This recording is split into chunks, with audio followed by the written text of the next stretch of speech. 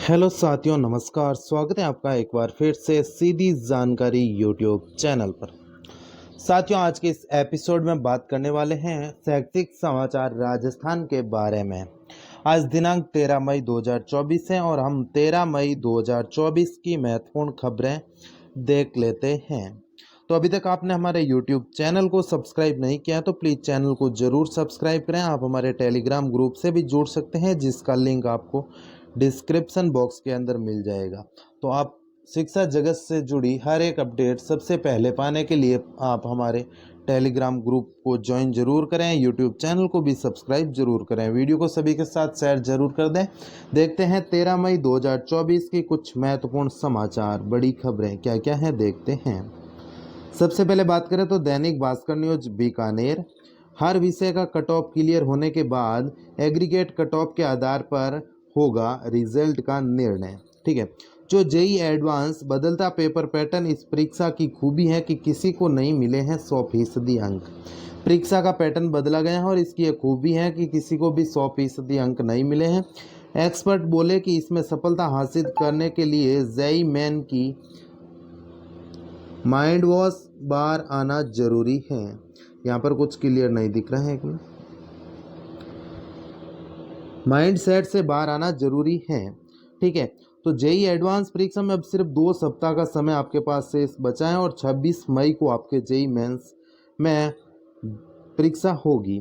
JEE main परीक्षा में सफलता हासिल करने वाले अभ्यर्थी एडवांस की तैयारी में जुटे हुए हैं और पहली बार यह परीक्षा दे रहे अभ्यर्थी के लिए यह जानना बहुत जरूरी है कि जेई एडवांस प्रवेश परीक्षा का पैटर्न जेई मेन तथा नीट यूजी प्रवेश परीक्षाओं की भांति पूर्व घोषित नहीं होता और यही इस परीक्षा की सबसे बड़ी खूबी मानी जाती है। आप यूं समझ सकते हैं कि इंडिविजुअल सब्जेक्ट कट ऑफ को जेई एडवांस 2024 प्रवेश परीक्षा कई मायनों में जेई मेंस 2024 में भिन्न है। जहां जेई मेन में individual subject cut off result को प्रभावित नहीं करती है, वही दूसरी ओर जेई एडवांस में individual subject cut off clear होना अनिवार्य है। ठीक है, विषयवार आपके कट ऑफ 10% और एग्रीगेट कट ऑफ आपके 35% निर्धारित यहाँ पर है जो की गई हैं। इसी के साथ अगली खबर हम देखते हैं। कर्मचारी चयन बोर्ड फॉर्म विड्रॉ गलती सुधार आप कल तक कर सकते हैं। जो कर्मचारी चयन बोर्ड की ओर से हिदायत के बाद गलती से फॉर्म विड्रॉ करने वाले अभ्यर्थियों को मौका दिया गया है और ऐसे में अभ्यर्थी 14 मई तक है जो एप्लीकेशन देकर अपनी गलती सुधार सकेंगे। नीट यूजीसी नेट अब आवेदन आपकी अंतिम तिथि 15 मई रखी गई है, तो आप 15 मई तक जो है जो ऑनलाइन आवेदन कर 15 मई तक आपकी डेट है जो बढ़ा दी गई है, जिसको इसके संबंध में एनटीए ने शुक्रवार शाम को नोटिफिकेशन भी जारी कर दिया गया है और इस साल परीक्षा ऑफलाइन मोड पर आपको 18 जून को होने वाली है। मुख्य परीक्षा के लिए बिना विलंब शुल्क आवेदन आप कल तक कर सकते हैं। अजमेर महर्षि दयानंद सरस्वती विश्वविद्यालय के मुख्य परीक्षा 2024 के लिए बीए बीएड पार्ट प्रथम, बीएससी बीएड पार्ट प्रथम और आरआरई के अलावा बीएड द्वितीय वर्ष, तृतीय चतुर्थ और बीएससी बीएड द्वितीय तृतीय चतुर्थ वर्ष के नियमित एवं पूर्व छात्र बैचलर ऑफ फार्मेसी सेमेस्टर प्रथम के जो नियमित विद्यार्थी हैं बिना विलंब शुल्क के 14 मई तक आप ऑनलाइन आवेदन कर सकते हैं, जबकि 100 रुपये विलंब शुल्क के साथ 20 मई तक और तथा परीक्षा शुल्क के बराबर विलंब शुल्क के साथ आप 23 मई तक आवेदन है जो कर सकते हैं। 20 तक करा सकेंगे। डाटा में संशोधन एमडीएस विश्वविद्यालय की सेमेस्टर परीक्षा 2022 एवं परीक्षा 2023 में जो स्नातक और प्रोफेशनल अंतिम वर्ष की परीक्षा में उत्तीर्ण विद्यार्थियों की उपाधियां तैयार की जा रही हैं और विश्वविद्यालय ने है जो विद्यार्थियों का डाटा विश्वविद्यालय परीक्षा पोर्टल पर अपलोड कर दिया है। संबंधित महाविद्यालय के प्राचार्य एवं विद्यार्थियों को यदि डाटा में संशोधन करवाना है तो आप 20 मई तक विश्वविद्यालय की वेबसाइट पर उपलब्ध सूचनाओं का प्रिंट निकालकर उन्हें दुरुस्त करना होगा और इसके बाद प्रिंट को स्कैन कर विश्वविद्यालय को ईमेल करना होगा। ठीक है, इसी के साथ अगली खबर हम देखते हैं कि रात 12 बजे तक खुला रहेगा आपका साला दर्पण का पोर्टल। अब तक 5000 से अधिक आए हैं ऑनलाइन आवेदन।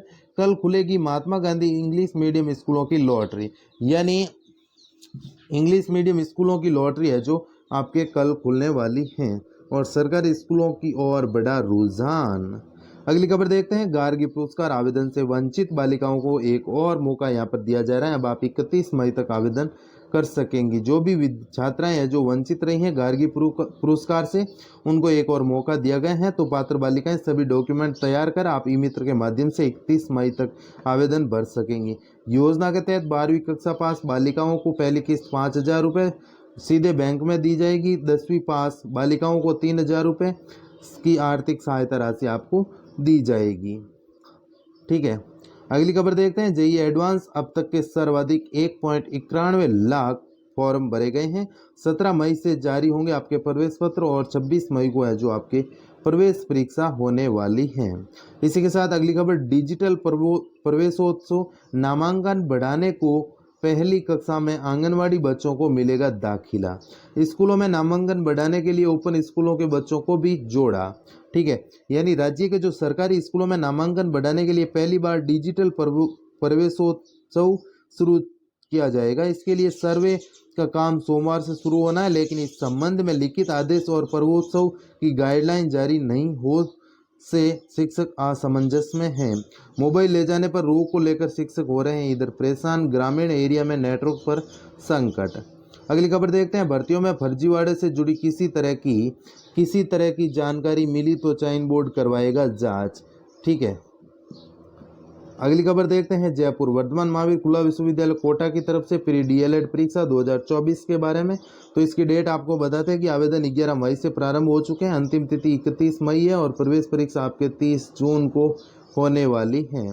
परीक्षा शुल्क की बात करें तो यहाँ पर आपका जो परीक्षा का शुल्क रखा गया है वो सामान्य अथवा डीएलएड संस्कृत किसी एक पाठ्यक्रम में तो आपके 450 रुपये का शुल्क है और दोनों पाठ्यक्रम में आप अगर प्रवेश लेना चाहते हैं तो 500 रुपये का शुल्क है जो आप पे करके फॉर्म अप्लाई कर सकते हैं।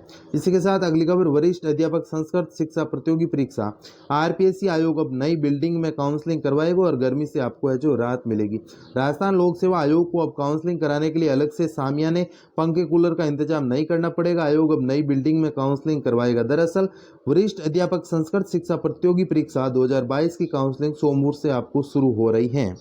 जिन भर्तियों में अभ्यर्थियों की संख्या अधिक रहती है, आयोग ऐसी भर्तियों की काउंसलिंग आयोग भवन के सामने और मैदान में कराता था। यहाँ पर टेबल व कुर्सियों के इंतजाम के साथ ही बड़े स्तर पर सामियाना लगाया जाता था। गर्मी से बचाव के लिए कूलर व पंखे लगाए जाते थे, फिर भी अभ्यर्थी व काउंसलिंग लेने वालों को परेशानी होती थी। सामियानी पूरा पैक रखना पड़ता था। अब 17 मई तक बिल्डिंग में होगी। पहले दिन 144 अभ्यर्थियों की काउंसलिंग होगी और इसमें से 100 अभ्यर्थियों की सुबह के सत्र में और 44 की दोपहर के सत्र में होगी। अगली खबर है, आरपीएफ भर्ती के लिए आवेदन आपके कल तक है तो आप फॉर्म भर सकते हैं। राजस्थान रेलवे सुरक्षा बल और विशेष सुरक्षा बल में एएसआई के 452 पदों और कांस्टेबल के 4,208 पदों पर भर्ती के लिए ऑनलाइन आवेदन की प्रक्रिया जारी है। इन पदों के लिए आप अब 14 मई तक ऑनलाइन आवेदन किए जा सकेंगे। आरपीएफ में कुल पद है 4,660 पदों पर भर्ती के लिए 15 अप्रैल को विज्ञापन आपके जारी कर आवेदन मांगे गए थे। ठीक है, इसी के साथ अगली खबर देखते हैं। सीबीआई कोविड में सिलेबस से हटाए गए जो क्लाइमेट चेंज व ग्रीन हाउस इफेक्ट जैसे टॉपिक आपके वापस फिर से जोड़ दिए जाएंगे। ठीक है, अगली खबर देखते हैं। आरबीएसई 12वीं का रिजल्ट अगले सप्ताह आने की संभावना है।